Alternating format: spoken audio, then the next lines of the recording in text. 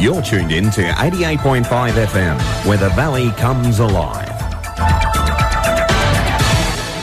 Now on VCA 885, where the Valley comes alive, we're covering all things sport in the Swan Valley.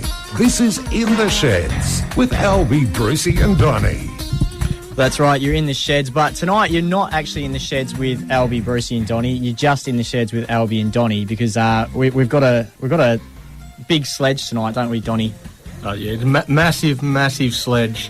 Honestly though, I think it's probably going to be the best show we've ever done. It has that potential, yeah. and we're missing one person today, and we've probably our most important phone interview we've ever done. But like we have done with the Ronnie Hobbs of old, we've Brucey, we've got you on the phone, haven't we? Where are you? G'day, boys. How are you? I thought this was going to be a nice intro there, where I was going to say g'day, Donnie, g'day, Albie. How are we? But We've opened basically with disdain on the front foot there, boys. What's plant the front foot? There's a little bit of. I'm not feeling the love. I know it's 30. Actually, it's 43 here in sunny Port Hedland, but I'm not feeling the love. It's a bit cold. Now, Brucey, you are in Port Hedland. How has the talent search gone up there as far as the sporting community goes? What have you found up there?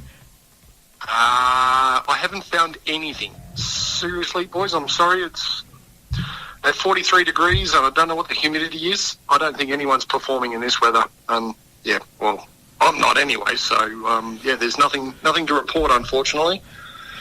I did go to the Headland Sporting Complex area. And as you like to say, Albie, there was crickets. So you pounded the pavement for street talk, there was mate? No one there. You pounded the pavement for street talk. What do the locals think about all the big issues? They're not a big fan. They figure the whole stadium deal that's going on right now. When are they going to get a northern team, like further up? We've gone south with Fremantle. When's the next northern sort of branch of the AFL going to come? And that was the only time for a Pilbara AFL team, they reckon. Yes. That was the only comment I got, and I said, "Well, how seems are likely."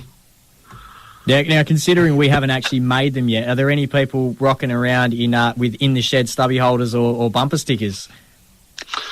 No. They might be because we haven't made them, but, you know.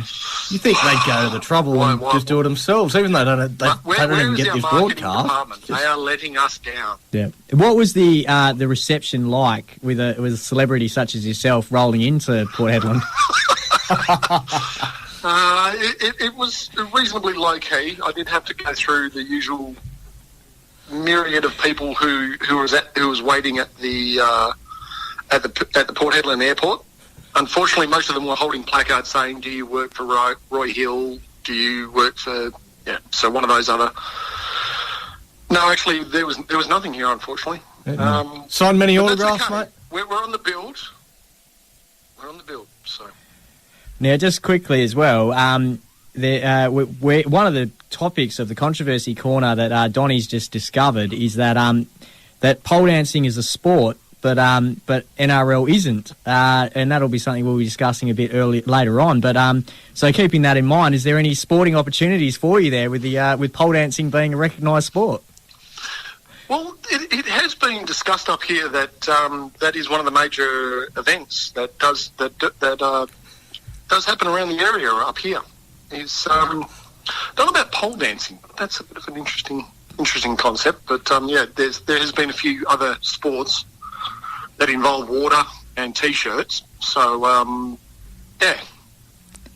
maybe they can get that one on the agenda. Maybe the international organisations will look at that sport next time. Well, if there's a committee they need to set up, I think we could probably find some people who can adjudicate, judges. You know, we just can't go about this sport willy-nilly. No, and we can probably try and get our logo on the wet white shirts themselves. So strategically placed. I did go for a bit of a look around. I did actually search Port Hedland Sport News, and it also once again came up as not a great deal. Speaking to some of the locals, not a great deal going on this time of year. Basically, they're coming into their the wet, so it's hot, it's humid. You sound happy about that. I'm the only thing I'm happy about, and it is one of the best views of Port Hedland, is the one that when you're on the plane is it taking off and you're looking backwards as you're leaving. So maybe lucky our broadcast doesn't reach to Port Hedland. No, most of the locals say the same thing as well, so that's okay. Is the beer at least cold? The beer is very cold, and it is. It's been a good day. So, but is the beer called Albie? Yeah. Do you have Albie beer? No. I did look. I didn't look very hard. I will admit that. But I did look because I'm thinking. Maybe engage I really don't want to buy a beer that I'm going to admit to my friends that I've stuck Albie in my mouth. Okay, so that's it's just not right. Oh, that note. Yeah. I think on that note we might have to wrap it up, mate. But enjoy the scenery up there, and I'm sure you'll report back to us next week with your quality write up of the sport in Port Hedland. No worries, gentlemen. Have yourself a nice evening. All right, mate. You have a good one. See you, boys. See ya. Right, we'll be back in a moment. This is In the Sheds with Albie, Brucey and Donny on VCA 885 FM, where the valley comes alive. That's right, you are in the Sheds. If you want to get in touch with us, you can hit us up on Twitter at the Sheds885, or you can hit us up on Facebook, send us a message. We're going to get stuck straight into the sporting results, and with the local competitions, we've got the Swan Valley Cricket Club. They had the 4 games on the weekend. I'm going to start with the first grade. Now, they played at home against Bedford Morley on the Saturday, so it's a 2-day game, so it'll continue this week.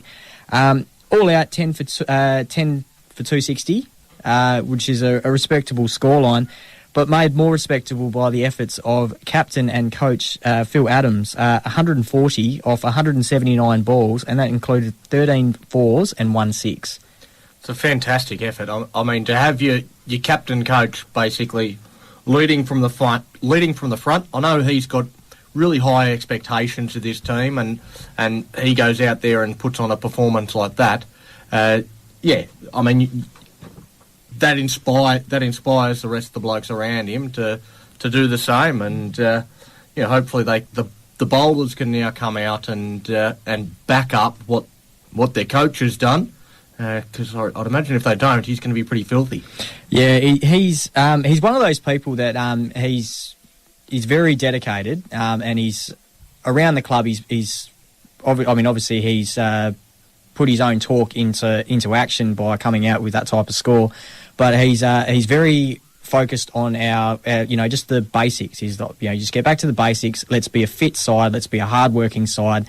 If you're not bowling's off, well, you know what? Maybe let's just focus on fielding. Focus on something that you can work on, and we'll get back to bowling a bit later. If you're having a bit of a dog day at something, well, let's just stop that. Go get a bit of confidence. Do something that you are enjoying and is making you feel good, because then you're finding, like when I first rocked up, the training sessions were going for about an hour and 10 minutes. They're now going well over 2 hours, and most of the time you don't even realise you're just there training, and all of a sudden you realise you're absolutely wrecked, and you're looking at the time going, geez, it's after 7 now. We've been going for quite a while, but he pushes very hard, and he does expect a lot out of the guys, and it's obviously that him putting in the hard work is also, he's transpired, and he's showing it to everyone else. Well, look, I'm not just running my mouth. I'm also ready to put it into action. Yeah, he's not asking them to do anything that he's not prepared to do himself, and that's an attitude that gets a lot of respect. As I said, 260 is a very good score, and it's very, very defendable. I'm sure the bowlers will come out with their tail up this weekend and look to knock Bedford Morley over. Yep. Yeah, and Matthews, who's the wicket keeper, he was 32 off 40, so he was the next best batter, and he got three boundaries himself. So that was day 2. We'll pick up against Bedford Morley on this Saturday, and that will be at the home ground, which is the Swan Valley Sporting Club. So semi-decent crowd actually. There was a fair few people there, and quite a lot of people writing in about, just saying how good this knock was from Phil. So good on him. He's done very well. We'll move on to the 6th grade. They didn't have as good as a day. So they played against Swanbourne. 2-day comp again, so they'll pick up this week on the Saturday. They'll play again at Swanbourne's home ground. All out 10 for 105, so it wasn't a fantastic effort by them. Swanbourne started their batting 3 for 123.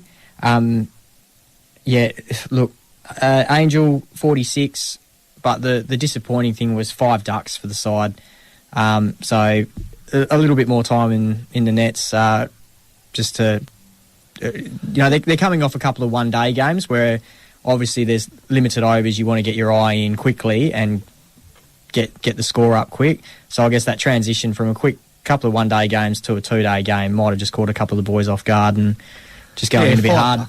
And sometimes, depending on what the pitch is doing and all those sorts of things, that getting started can be the hardest thing. Sometimes that first run's the hardest one to get, and once you got that, anything can happen. But 5 ducks makes it very difficult to mount any sort of challenge at all when half your team is getting knocked over before they can even put a run on the board. So, makes it very, very tough for the other 5, doesn't it? Yeah, that's it. Swanbourne, 3 for 123. The bowlers so far for the Swan Valley, Paul Chopper Reid, who's the captain, and he'd been helping me quite a bit with my inadequacies in cricket. 1 for 18 off of 9 overs and 2 catches. So he's come out to play. He's involved in all 3 wickets. Was 1 caught and bowled? No, he would have been involved. He would have been involved in all 3 wickets. So Singman 2 for 26 off 9 overs. So he's doing his part as well.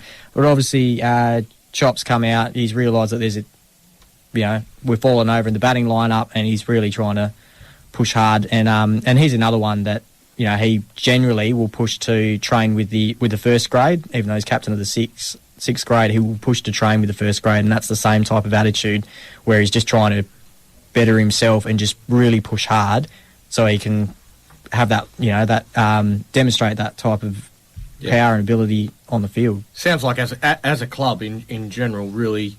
The leaders of each of the different teams are really sort of putting their best foot forward and leading from the front, and that's always good to see, because that sort of stuff, whether it's good or bad, it all flows downhill from there. If the attitudes are right at the top, then the results are going to come. Yep. Yeah, I know, I agree. And so the 2 one-day comps, there's 1-day 2, 1-day 3. The first 1-day side, they played against the Western Suburbs. That was at home, and that ended in a draw. So 193 in a draw. Awesome game. Basically came down to those last few overs just to buy, and that was Western Suburbs. Sorry, and they were chasing and caught up, but Glenn Waring. 83 in score, 5 for 36 off 7 in the bowling. So he's done it both ends there, and he also got a catch as well. So he's that's a fair day out. Yeah, he's a lot of the guys were saying it was a batter's pitch. Still got 5 wickets, so and he's gotten 5 wickets. Yeah, a few of the comments were that it was the bowling that really, if the bowling was off, then Western Suburbs are going to win that easy. They were going to run away with it, but very tight bowling, especially there by Waring. So good on him. The 1-day 3, they had a bit of a shocking game. 154, they were defeated 248. So 248 was the score set by Ocean Ridge at home. The guys were 1 player short, made it a bit hard. Someone had to pull out just prior to the game starting, and apparently one of the guys had to leave about halfway through the game as well, which made it difficult. But Kevin Gibbs, 2 for 42 off 5 overs, was the best bowler, and Nick Corello, 65 runs. So that was his second game. It would have been his second game. So he would have been pretty happy with a score like that. Fielding 42 off 5. That's